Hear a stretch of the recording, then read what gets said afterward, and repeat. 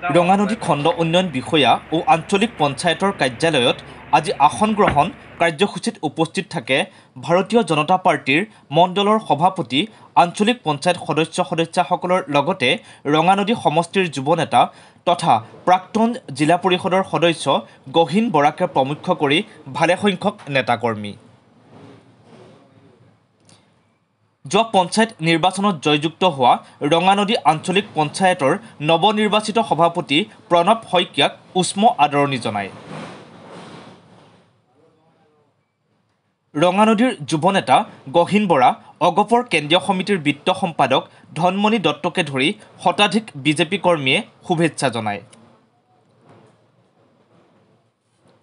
প্ৰথমবাৰৰ বাবে ৰঙানদী উন্নয়ন খণ্ডৰ বিষয়াৰ কাৰ্যালয়ত এইদৰে আঞ্চলিক পঞ্চায়তৰ অধ্যক্ষ হিচাপে প্ৰণৱ শইকীয়াই আসন গ্ৰহণ কৰাৰ সমান্তৰালভাৱে বাকী সকলো আঞ্চলিক পঞ্চায়তৰ সদস্যসকলে আসন গ্ৰহণ কৰা কাৰ্যসূচীত উপস্থিত থাকি তথা তেওঁলোকৰ আগন্তুক 5টা বছৰৰ বাবে কাৰ্যকাল যাতে সুন্দৰভাৱে অতিক্ৰম হয় তাৰ বাবে শুভেচ্ছা জনায় বিভিন্নজনে। ৰাইজৰ প্ৰতি অফিচ ষ্টাফৰ প্ৰতি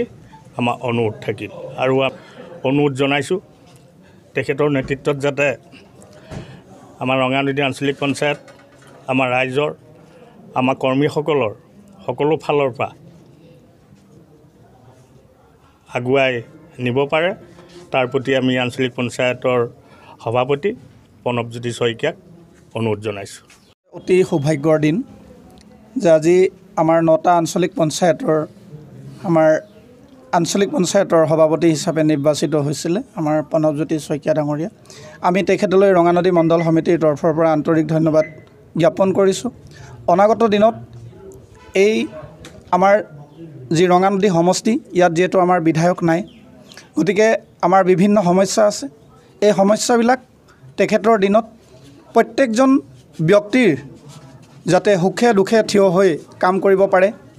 সকলো শ্ৰেণীৰ ৰাইজৰ হৈ কাম কৰিব পাৰে আৰু তেওঁ এজন আজি যদিও সভাপতি হিচাপে আসনত বহিব কিন্তু তেখেত এজন সেৱক হিচাপেহে এই আসনত বহিব। গতিকে আমি ভাৰতীয় জনতা পাৰ্টিৰ আমাৰ মাননীয় সাংসদ প্ৰধান বৰুৱা ডাঙৰীয়াক ধন্যবাদ জনাইছোঁ, আমাৰ ৰাজ্যিক সভাপতি দিলীপ শইকীয়া ডাঙৰীয়াক ধন্যবাদ জনাইছোঁ, আমাৰ জিলা সভাপতি শ্যামল শৰ্মাদেৱক ধন্যবাদ জনাইছোঁ, লগতে আমাৰ এই ৰঙানদী সমষ্টিৰ সকলো ভাৰতীয় জনতা পাৰ্টিৰ কাৰ্যকৰ্তাক ধন্যবাদ জনাইছোঁ যাতে তেখেতৰ এই 5 বছৰীয়া কাৰ্যকালত সুখময় হওক, মংগলময় হওক আৰু প্ৰত্যেকজন ৰাইজৰ কাম কৰি যাবৰ কাৰণে ভগৱানে তেওঁক আশীৰ্বাদ দিয়ক, আমি তাকে প্ৰাৰ্থনা কৰিছোঁ। গতিকে সকলো ৰাইজৰ সহায় সহযোগ কামনা কৰিছোঁ আৰু তেখেতৰ দিনত এই ৰঙানদী সমষ্টি যাতে যি উন্নয়নৰ আমাৰ বাৰ্তা ৰাইজৰ মাজত যাতে লৈ যাব পাৰোঁ, আমি প্ৰত্যেকজন ৰাইজক যাতে আমি সেৱা কৰিব পাৰোঁ সেই মনোভাৱ লৈ তেওঁ আগবাঢ়ি যাবৰ বাবে আমি অনুৰোধ জনাইছোঁ আৰু সকলোকে আজি উপস্থিত থকা ৰাইজক ধন্যবাদ আৰু কৃতজ্ঞতা জ্ঞাপন কৰিছোঁ। প্ৰথমে মই আপোনালোক চেনেলৰ জৰিয়তে মই ধন্যবাদ জ্ঞাপন কৰিব বিচাৰিছোঁ মোৰ আজি যে চেয়াৰমেন হৈছোঁ এই চেয়াৰমেনৰ আগত কেইজনমান বিশিষ্ট ব্যক্তিৰ অৰিহণা আছে।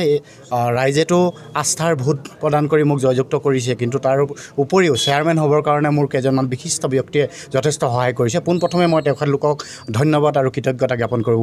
বিচাৰিছোঁ। প্ৰথমে মই ধন্যবাদ জ্ঞাপন কৰিব গৈছোঁ আমাৰ স্বনামধন্য সাংসদ আমাৰ পৰম পূজ্য প্ৰধান বৰুৱাদেৱক। তেখেতৰ আশীৰ্বাদত মই বহুখিনি আগবাঢ়ি যাবলৈ সক্ষম হৈছোঁ। আমি ধন্যবাদ জ্ঞাপন কৰিব বিচাৰিছোঁ আমাৰ জিলাৰ সভাপতি শ্যামল শৰ্মাদেৱক, লগতে আমাৰ ৰঙানদীৰ যুৱ নেতা প্ৰাক্তন জিলা পৰিষদ গহীন বৰাদেৱ, তেখেতক মই কৃতজ্ঞতা স্বীকাৰ নকৰাকৈ কেতিয়াও নোৱাৰোঁ। তেখেতৰ বলিষ্ঠ পদক্ষেপতে আজি মই চেয়াৰমেন হ'ব পাৰিছোঁ। লগতে আমাৰ দুজন মণ্ডল সভাপতিয়ে মোক সোঁহাত বাওঁহাতৰ দৰে তেখেতলোকে মোক একেধাৰে ৰাহে দিহা পৰামৰ্শ আৰু সৎ পৰামৰ্শ দি আগুৱাই লৈ গৈছে। মই তেখেতলোককো ধন্যবাদ জ্ঞাপন কৰিব বিচাৰিছোঁ। লগতে মই ধন্যবাদ জ্ঞাপন কৰিব বিচাৰিছোঁ যিসকল আমাৰ আঞ্চলিক সদস্যাই মোক সহযোগ কৰি আমাৰ এই আসনত বহিবৰ কাৰণে মোক সুবিধা কৰি দিছে মই তেখেতলোককো ধন্যবাদ জ্ঞাপন কৰিছোঁ লগতে আমাৰ দলীয় সহকৰ্মীসকল আছে তেখেতলোককো মই ধন্যবাদ জ্ঞাপন কৰিছোঁ যথেষ্ট কাৰ্যকৰ্তাসকলে যথেষ্ট ত্যাগ স্বীকাৰ কৰিছে মোক এই আসনত বহাবৰ কাৰণে মই আশা কৰোঁ তেখেতলোকৰ সুদিহা পৰামৰ্শ আৰু আশীৰ্বাদত মই আগন্তুক 5টি বছৰ ৰাইজৰ হকে দেশৰ হকে সমাজৰ হকে কাম কৰি যাম কেনেকুৱা কাম কৰিব আপুনি উল্লেখযোগ্য কথা কৈছে এইটো এটা আমাৰ প্ৰত্যাহ্বানৰ সময় আগন্তুক 26ৰ ইলেকশ্যনো হৈ আছে আমাৰ ইয়াত বিধায়ক নাই কাম কৰিবলগীয়া বহুত আছে আমাৰ ৰঙানদীৰ উন্নয়ন বুলিবলৈ গ'লে একদম সম্পূৰ্ণ এটা শূন্যত হৈ আছে কিন্তু আমি আশাবাদী যে ভৱিষ্যতে আমাৰ 26ৰ ইলেকশ্যনত আমি এজন MLA আমাৰ দলৰ পৰা কৰিব পাৰিম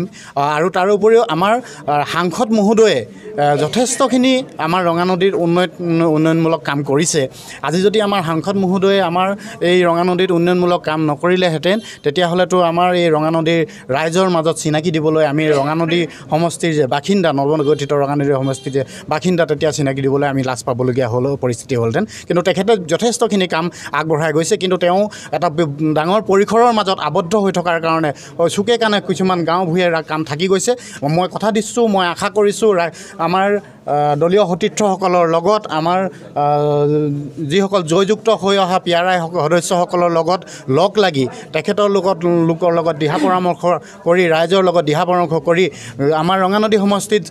যিখিনি কাম থাকি গৈছে ৰাস্তা পদূলিয়ে হওক অন্যান্য সা সুবিধাই হওক সেইবিলাক আমি আগুৱাই নিম বুলি আমি আশা কৰিছোঁ ধন্যবাদ